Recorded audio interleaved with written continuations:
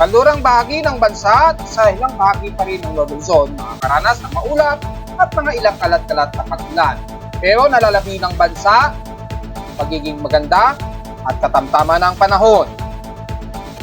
Bagyong si dating Leon, nakalabas na ng Philippine Area of Responsibility kaninang madaling araw. At ang bagong binabantayan na low pressure area na natiling mababa ang development. Unang explain flags ngayong unang araw ng November na itala.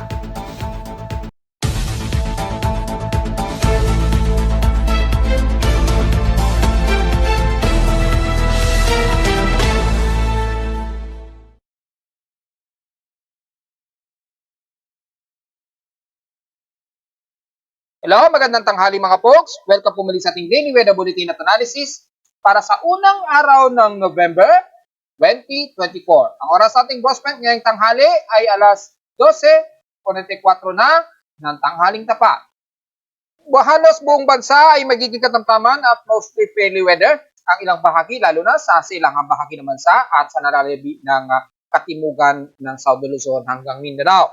Pero sa bandang kanluran ng bahagi ng Luzon, medyo may accumulated na water vapor dyan dahil sa medyo meron pa rin traversing ng Southwest Elis dyan na nagbubunsod ng mataas na moisture at nagdudulot ng mga ilang mga kalat-kalat na pag-ulan na medyo mararanasan, especially dyan sa may bandang Zambales, Bataan at ilang bahagi pa rin ng bandang La Union and the rest ng Ilocos Sur.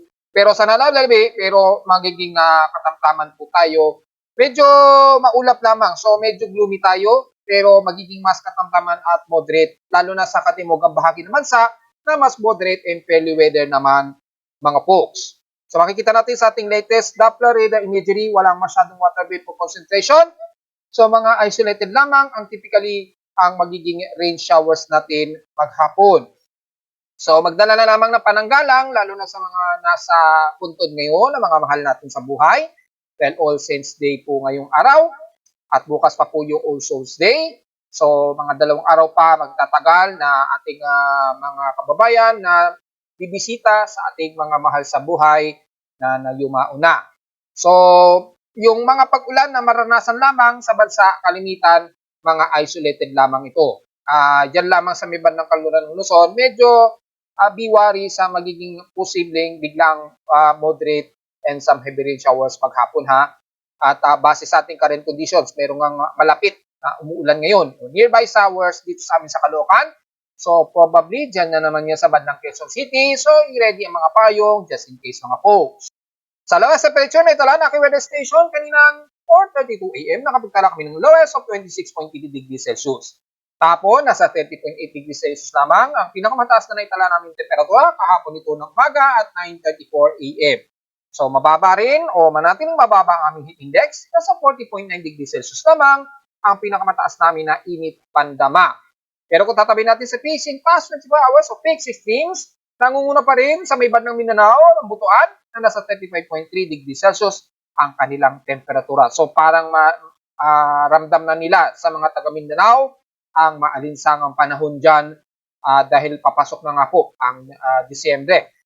Halos parang dry season sa bahagi po ng Mindanao area. So huwag po masyadong magbibilad sa tinding sikat ng araw dahil mas madalas kayo ang may mas mataas na magiging temperatura ngayong huling 2 buwan ng taong ito.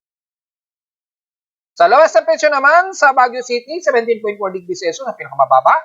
At sa Inulan ng Itbayat Batanes, well, gaya nating inaasahan hapon dahil maintain pa rin dyan yung malapit na si Bagyong Leon, kaya nakaranas sila ng 58 mm pa rin na total rainfall. Pero ngayong tanghali, halos wala na dahil nakalabas na ito ng ating Philippine Area of Responsibility. So, hindi na masyado umulan sa nalalabi ng Central Luzon mula kahapon. Sa ating outside humidity, 75, balik ulit sa moderate at tumaas ito ng 33% since last hour. 1,009 hectopascals na po ating atmospheric pressure, steady ito since last hour. So medyo thunderstormy malamang mamayang hapon. At sa high tide and low tide status, medyo katamtaman na mataas. Pero papunta na ito sa low tide at 2 hours and 30 minutes. Magiging mataas ba ito? Silipin natin sa ating tide condition sa ating almanac ay nasa pinakatas na 0.6 meters ang taas nito. So, hindi masyadong kataasan. Pero kung titingnan naman natin yung alon, kung maalon pa ba sa extreme Nodo Luzon, sisilipin natin gamit ang ating tropical cyclone assessment monitoring insignificant wave height. Yan, kung sisilipin natin ay mukhang okay na po ang alon. Medyo mataas pa ng 1.21 meters ang bahagi nito ng Northern Luzon. Yan nga ngayong araw. So baka bukas pa kakalma ang karagatan ng November 2 pa. So bukas pa po. So ngayong araw medyo restrain muna sa mga papalaot, lalo na sa Batanes Group of Islands and the rest ng extreme Northern Luzon. Maabot pa ng halos 1.25 to 2.5 meters ang taas. Siguro bukas pa po patuloy ang kakalma ang karagatan base sa ating extreme wave height forecast. And the rest naman ng katimugan ng bansa, okay naman ang karagatan, so wala tayong magiging problema. Natiling medyo delikado pa rin pumalaot yan sa may bandang extreme Northern Luzon ngayong araw. Maabot pa rin sa mahigit 1 meters ang taas. Pero hindi na to siglala gaya kahapon at noong isang araw po. So yun po ang ating lagay sa ating alon o swelling sa karagatan. Samantala, bago ang lahat, meron pa rin tayong patuloy na space weather status. Halos mahigit 1 linggo na ang tuloy-tuloy na geomagnetic field at solar flare events.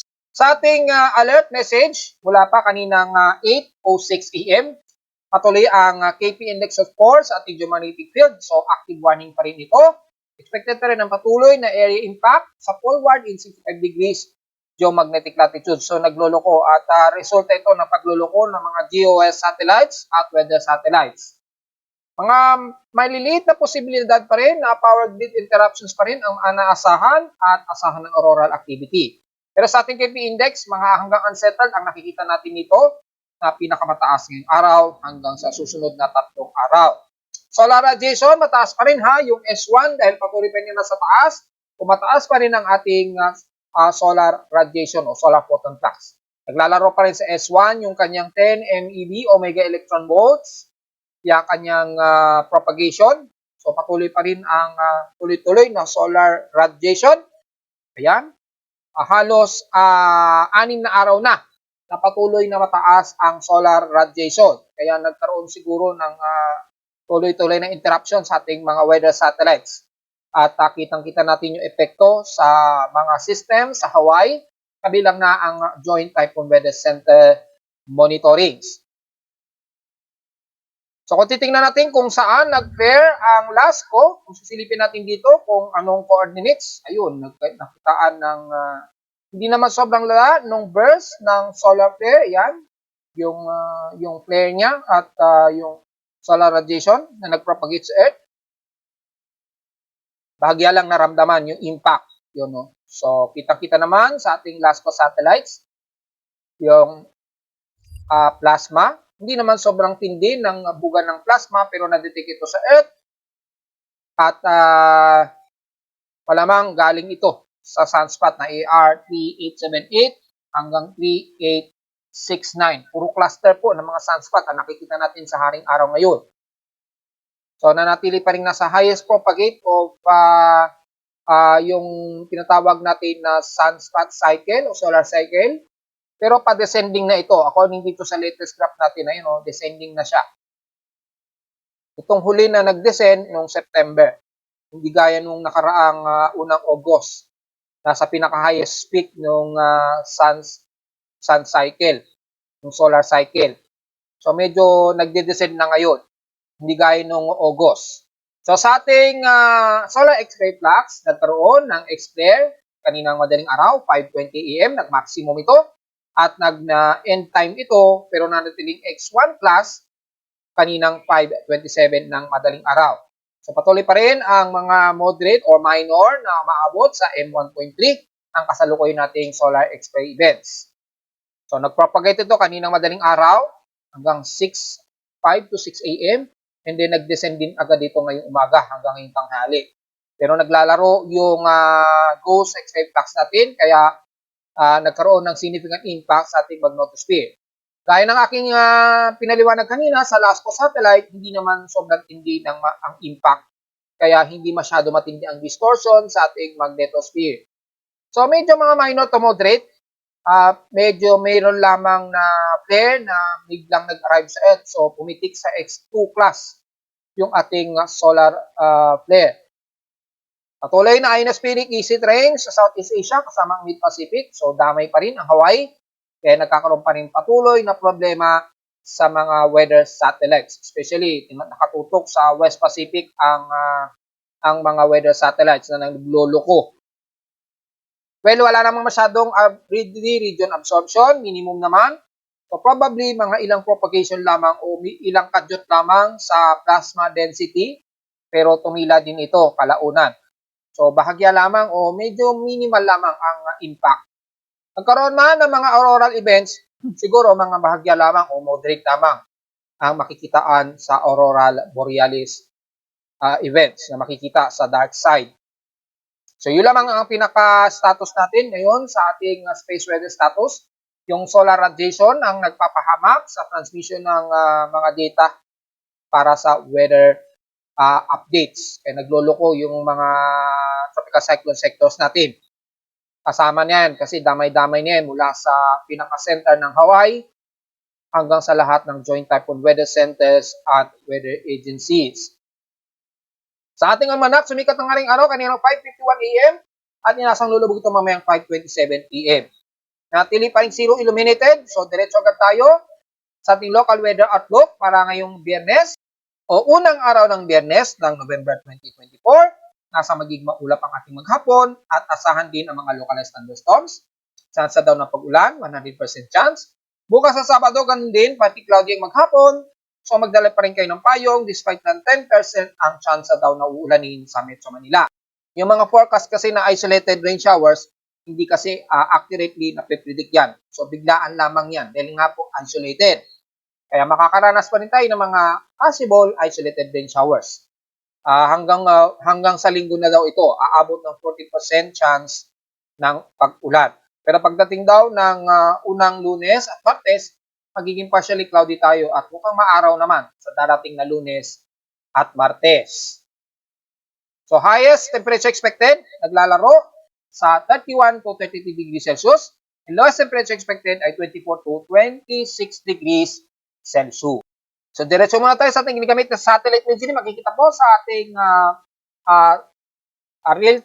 real-time satellite imagery ng Himawari ay ang bahagi lamang ng kanluran ng Luzon at ilang bahagi ng Mimaropa ang medyo maulap. So medyo makakaranas kayo dyan na mga posibleng kalat-kalat na pag-ulan na may bagilad at pagkulog, lalo na sa bahagi ng Ilocos Region, La Union, pababa na yan ng bandang Pangasinan at Zambales area. Sa Mimaropa naman, ang Oriental Mindoro at ilang bahagi sa may bandang Puyo, Palawan hanggang Puerto Princesa. Nakakaranas sila ng mga light to moderate showers dyan and some heavy rain showers, lalo na sa bahagi nito ng Caborlan, pababa ng Soprono, Brooks Point at Batarasa. Probably mga kalat-kalat po yan na mga ilang light to moderate and some heavy rain showers. Magdala po ng mga pananggalang, lalo na sa mga bumibisita sa mga puntod ng mga mahal sa buhay. Pero mula Central Luzon, kasama ng Metro Manila, Calabarzon, and the rest ng buong Southeastern Luzon, Visayas at Mindanao, katamtaman and fairly weather naman po tayo. Wala tayong masyado nakikitaan na mga makakapal na kaulapan, mga ilang partly cloudy lamang ang madalas na makikita natin. So medyo maaraw tayo, magdala pa rin kayo ng payong para sa sikat ng araw, lalo na sa mga dadalo sa mga puntod. Ay mga malilit naman o mga isolated lamang na pag-ulan ang inaasahan lamang na nakaporecast. Lalo na sa may bahagi nga po ng southeastern ng Luzon and the rest ng buong Visayas at Mindanao. Walang masyado tayong inaasahan dyan na matitinding ulan, puro isolated rain showers lamang. Sa ating bagong updated maps, ito unti-unti, malinis na po. Medyo hindi lamang accurate na nag-a-align yung satellite image ng data feed ni Pag-asa mula sa aking bagong maps. Kasi yung bagong mapa kasi is hindi siya masyado compatible doon sa wrapping image ng satellite ni Pag-asa kasi naka-Mercalli yung bagong mapa na ito. So, despite na hindi masyado, ang importante na align naman natin yung pinaka-image ng buong Pilipinas. Yun ang importante para mas eksakto pa rin natin nakukuha yung datos yung mga lalo na't mga makakaranas sa mga pag-ulan, lalo na sa bahagi nga po ng kalurang bahagi ng Luzon at Mimaropa area. So kita-kita naman sa ating bagong satellite, wala na yung istorbo na yung ano na yan, yung watermark na yan na tatanggalin natin yan unti-unti. Unti-unti na kasi natin nililipat sa bagong map. At makikita ay karamihan lamang sa kaluran ng bansa ang makakaranas ng mga ilang kalat-kalat sa pag-ulan na may ilang pagkidlat at pagkulog. Wala masyado sa bahagi nga po ng Metro Manila and the rest ng Southeastern Luzon, Visayas at Mindanao. So kita-kita naman po yung malinis naman po yung paligid, walang masyadong maulap. Yan, ida-dark mode natin para mas klaro kung may makakapal ng ulapan. So mga malilit lamang na portion sa may bandang west portion ng Visayas, sa may bandang Panay Island at Negros Region, medyo lamang katamtaman lamang ng mga pag-ulan. Yan, mga ilang light rain showers lamang sa ilang portions na ito ng Pasay at Bayawan, sa may bandang katimugan ng Negros Region. And the rest ng buong Mindanao, halos malilit lamang na kaulapan at mga ilan lamang na mga light rain showers dito sa pahagi nito ng Cotabato City, yan, bandang Dato sa Sinswat at South Upi, yan, sa may bandang Cotabato area. And the rest, magiging katamtaman, fairly weather naman ang buong bahagi ng Mindanao, kabilang na ang Davao del Sur, Davao del Norte, isolated lamang ng mga pagkalat-kalat na pag-ulan ang iiral, lalo na sa hapon sa gabi o madaling araw.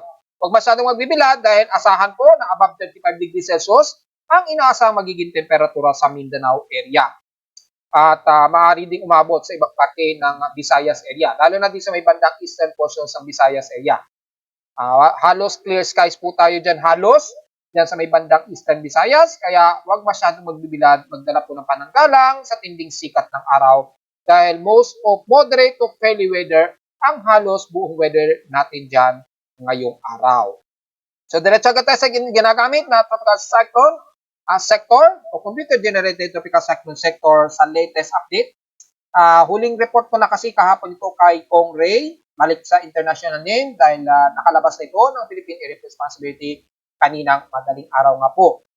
Ayon sa ating 10-minute average category, nasa severe tropical storm pa rin po itong si Kong Ray na may maximum sustained wind na 95 km per hour at 118 km per hour na bugso.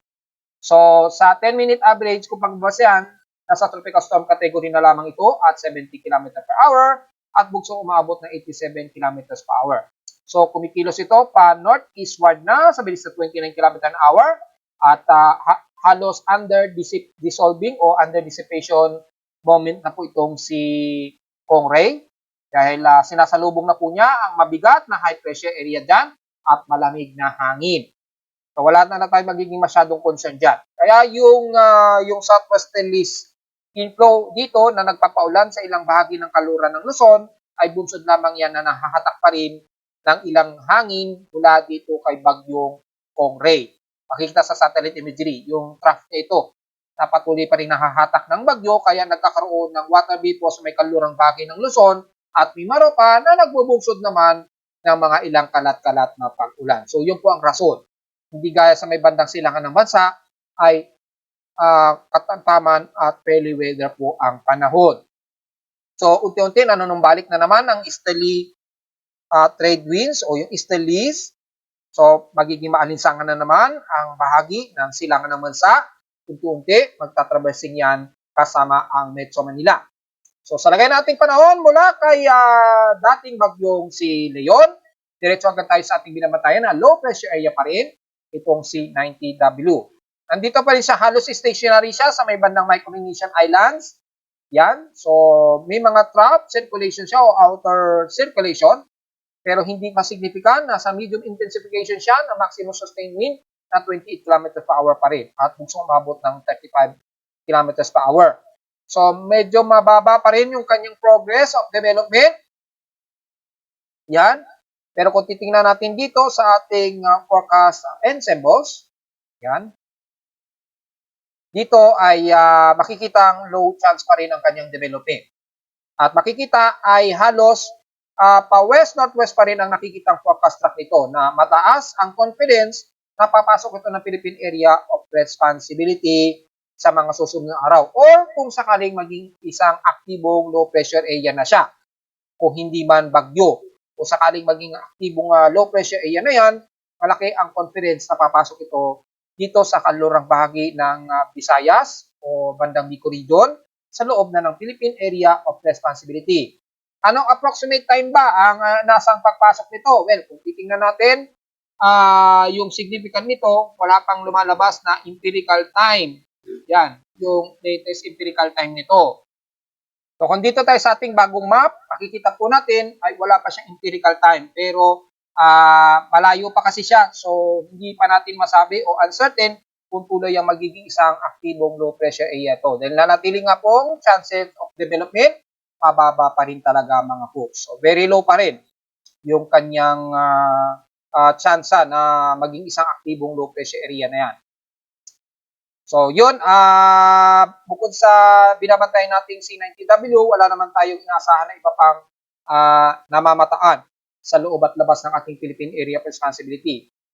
At itong C90W patuloy nating binabantayan dahil kung pagbabase natin yung kanyang Tropical Cyclone Assessment Monitoring, kung titingnan natin sa Global Spectral Model at yung kanyang Western Pacific Anomaly, kung sakali, kung titingnan natin dito sa ating experimental West Pacific Basin Monitoring ay napakababa ng tsansa niya. Nasa halos 10 to 20% na lamang. So naglalaro sa 10 to 20% yung kanyang anomaly. So talagang mababa na. Mukhang hindi siya tutuloy na magiging isang aktibong low pressure area. Yan. So makikita natin in next 24 hours na natiling mababa pa rin. Nasa at least 20 to 40% yung expectancy niya. Pero dito, makikita natin, naglalaro lamang hanggang 20%. Pero sa pinaka-current anomaly niya, 10 to 20% siya. You know? So, mukhang hindi po matutuloy yung kanyang development. So, magandang balita kung sakaling hindi yan matutuloy. Kung pagbabase naman natin yung Global Spectral Model, hindi rin masyado significant yung ipinapakita dito, pero merong tropical wave na patuloy na nagsisirculate. Pero napakaalanganin pa po niya. After nung pagdaan ni Bagyong Leon, kasabay naman ng pagbaba o pagbalik ng amihan. Ayan. So, kailan ito? In-expect na babalik ang amihan. After mawala itong si Leon. So, kung titingnan natin dito, mula bukas ng November 2, unti-unting magkakaroon na ng pag-enhance sa northeasterly surface wind flow hanggang sa tuluyan na nga itong magiging mahinang amihan. Yan. So, nagiging amihan na siya dahil yung hangin dito sa may bandang Siberian, tuloy-tuloy na itong kikilos pababa. Pagtatabas ito ng Taiwan. So, mararamdaman na po ng mga taga Ilocos Norte at Babuyan Island at Batanes Group of Islands ang lamig ng simoy na ng hangin. Starting na yan bukas o hanggang November 4. Pero ang pinaka-improving expected mga November 3 o 4, mas mararamdaman na po yung northeasterly surface wind flow po. So at least malinaw po yung paliwanag natin dyan ha. Hanggang sa magkakaroon na ng improving sa daloy ng northeasterly surface wind flow hanggang sa unang linggo nga po ng November. So yan na nga po. Ito na yung masasabi nating amihan na.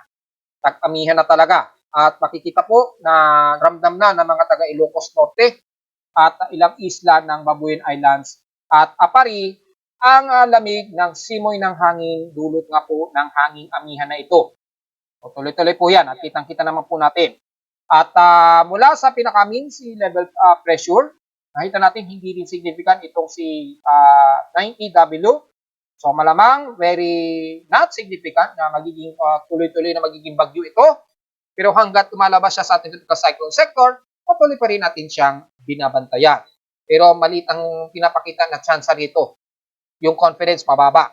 Kay GFS naman, nanatiling hindi rin significant, pero nanatiling nasa active low pressure area. Ang pinapakita dito, kumikilos, pahilagang kanluran. Ayan, papasok ito ng Philippine Area of Responsibility. Base naman dito, mapapansin natin, papasok siya ng PAR by November 4. Yan, expected November 3 o November 4, papasok na ito ng ating Philippine Area of Responsibility kung tuloy-tuloy ang magiging aktibong low pressure area yan. KCMWF naman, hindi nakikitaan yung aktibo ng low pressure area na ito. So, dito pa lamang, malinaw na mukhang malabo pa sa ngayon na magiging isang aktibong low pressure area itong si 90W. Kay NAVGEM naman, ganun din na pinapakita, halos wala rin. Ilang tropical wave lamang ang nakikita. So, ibig sabihin lamang nito, mababa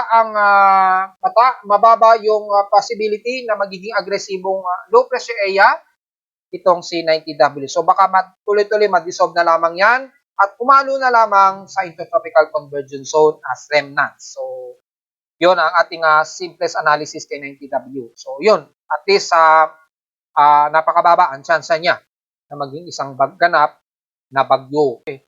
Sa ating hydrological na mula sa mga dams, patuloy pa rin na nagpapakawala ng sobrang tubig ang Buklaw Dam at Binga Dam. Bagamat critical level na po yung kanilang mga dams, pero patuloy pa rin silang nagbabawas ng sobrang tubig ha. So, kung ngayong araw 751.52 ang kasalukuyang level ni Buklaw mula sa 751.87. So, patuloy na binabawasan. Yung negative niya, full curve na negative 48 na po ang binabawas. So, mas mababa na siya sa pinaka-empirical level niya na 752. So si Buklaw at Binga Dam patuloy pa rin pero pare-parehong critical level na yung kanilang mga water dam levels. So tigda-dalawang gates ang nakabukas kay Buklaw at Binga Dam. Kay Magat Dam naman isang gate po ang nakabukas. So siguro sinasagad nila ang pagbaba ng water level. Siguro para sakaling magkaroon ng susunod na bagyo para hindi masyadong sumubrang apaw ng mga dam. So kung ulanin man kayo sa mga low-lying areas, posible pa rin kayong bahain. Pero dahil maganda ang panahon ngayon, mukhang okay naman at walang magiging problema. Kahit magpakawala ng tuloy-tuloy ang sobrang water dams itong tatlong dam na ito. So yun lamang at mula kay Angat Dam naman, normal naman yung level, 4.95 meters, ang sobra niyang level. So wala magiging problema. So sa unang araw ng November, si Magat Dam agad naka-critical level kagad yung kanyang water levels. So unang araw pa lamang ito ng November. So Latindo naman, mukhang okay na ulit. Ibig sabihin lamang nito, malayo na po talaga ang bagyo dahil nagiging tahimik na naman ang aking seismograph. At sa unang araw ng November, wala naman tayong namataan base sa aking seismometer sa Caloocan na mga anumang malalakas na pagyanig. At ang data feed sa unang araw mula kay P-Box, mula kanina madaling araw, marami na kagad yung mga minor earthquakes pero wala namang italang magnitude 4.0 pataas ang unang bumungad sa atin ngayong araw. So, okay naman. At ipopost ko sa Facebook page yung pinaka-total earthquakes ng record mula sa data feed ni P-Box for the month of October. Pero kung babalikan natin, I save ko yung screenshots niya kasi baka hindi pa na-refresh. Yan. So, makikita ninyo dito, total of 910 ang naging total earthquakes. Ito yung eksakto bago mag-12 a.m. ng madaling araw. So, 910 total earthquakes, 858 dito is magnitude 2.0 pataas, 50 sa magnitude 4.0.